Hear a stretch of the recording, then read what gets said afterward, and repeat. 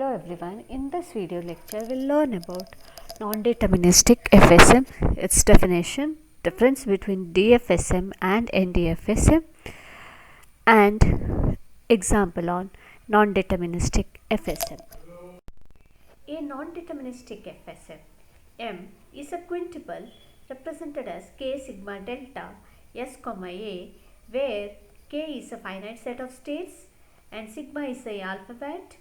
S is a start state which also belongs to K, and A is the accepting state or final states or can be called.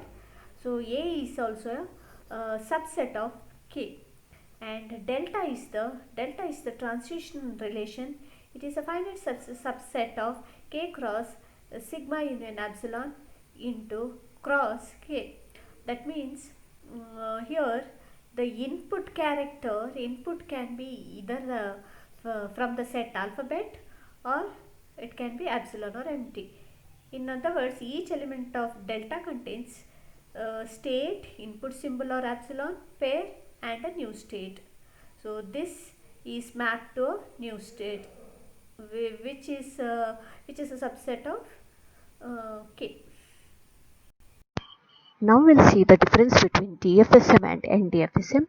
DFSM stands for Deterministic Finite State Machine, and NDFSM stands for Non-Deterministic Finite State Machine. And you can also write the definition of DFSM and NDFSM. In such machine, there is always exactly one move that can be made at each step, whereas in NDFSM, in which there may, at various points in the computation, there can be more than one move from which the machine may choose.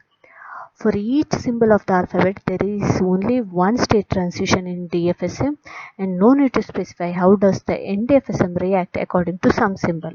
We don't, in case of NDFSM, will not show the transitions on all the input if it is all the alphabet, if it is not required.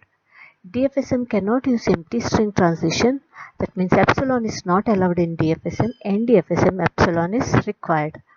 In DFSM, next possible state is distinctly set.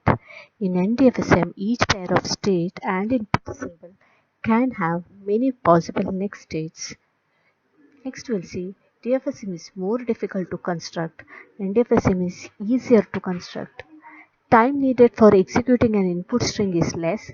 Time needed for executing an input string is more in case of NDFSM.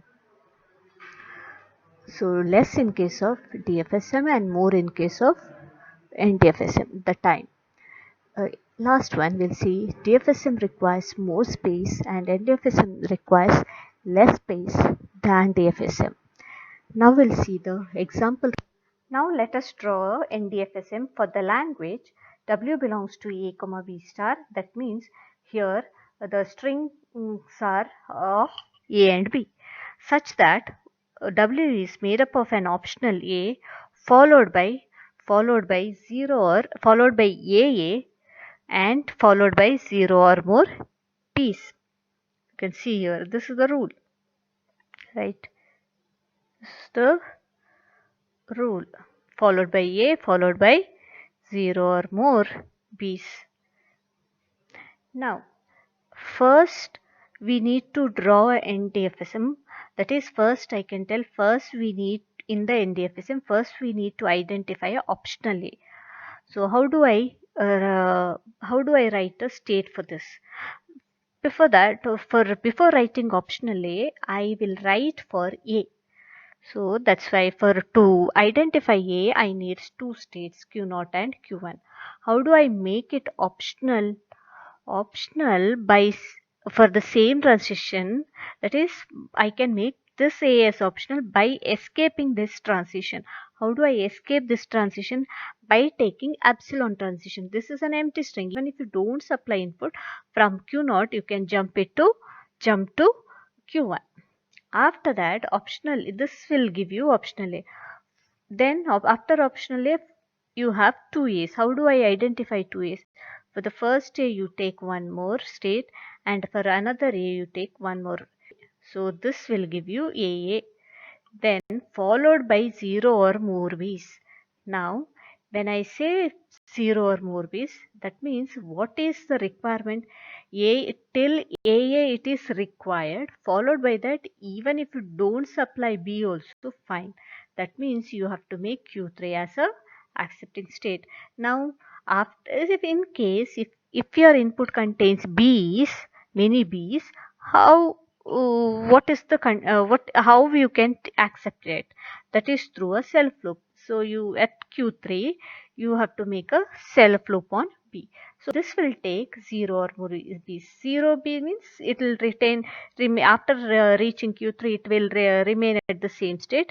If you supply more B's then it will loop here. So that's about NDFSM example.